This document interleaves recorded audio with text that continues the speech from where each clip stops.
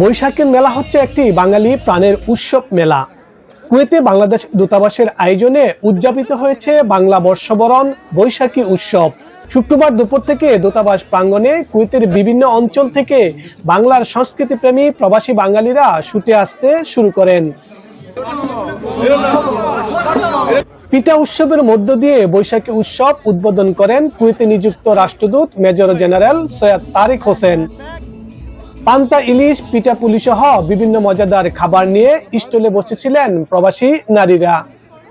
আগামী তরুণ প্রজন্ম বাংলার সংস্কৃতিকে বিশ্ব দরবারে তুলে ধরে প্রবাসে বেড়ে ওঠা তরুণ প্রজন্মকে ইতিহাস ঐতিহ্যের সঙ্গে পরিচয় করিয়ে দিতে এমন আয়োজন দূতাবাসের। এখানে কিন্তু আমাদের জন্য মনে হচ্ছে আমরা একটি ছোট্ট একটি টুকরো দেখতে পাচ্ছি, বাংলাদেশের একটি টুকরো দেখতে পাচ্ছি। বাংলাদেশ দূতাবাস খুবই সুন্দর একটি বৈশাখের আয়োজন করেছে। সেই আয়োজনটাই আমরা আসলে উপভোগ করার জন্য এখানে বাংলাদেশ প্রবাসী ফ্যামিলিরা একত্রিত হয়েছি।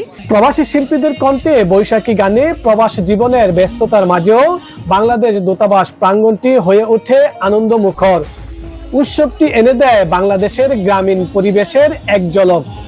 আজকের এই আয়োজনের মাধ্যমে আমরা সহ আমাদের পরবর্তী প্রজন্মকে আমরা বাংলাদেশের সংস্কৃতি, বাংলাদেশের খাবারকে আমরা তুলে ধরতে সক্ষম হব। আন্টিরা অনেক মজা মজা পিঠা বানিয়ে আনছে, তো আলহামদুলিল্লাহ ভালো লাগতেছে আমাদেরকে। প্রবাসীদের বাংলা নববর্ষের শুভেচ্ছা জানিয়ে রাষ্ট্রদূত মেজর জেনারেল সৈয়দ তারিক হোসেন বলেন, বিদেশের সব প্রবাসী যে দেশকে মনে প্রাণে ভালোবাসে, নববর্ষে উদযাপনে একত্রিত হয়ে বাংলার ইতিহাস ঐতিহ্য ধারণ করুক, এমনটাই আয়োজনের মূল উদ্দেশ্য।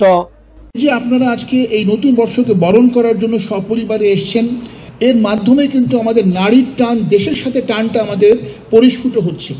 পুরানো ব্যর্থতা জেরে ফেলে সবার কল্যাণ কামনায় উদযাপিত হোক নববর্ষের এমন উৎসব। দেশের সংস্কৃতিকে বিদেশের মাটিতে লালন করতে পেরে মহা আনন্দ পেলেন প্রবাসী বাংলাদেশিরা।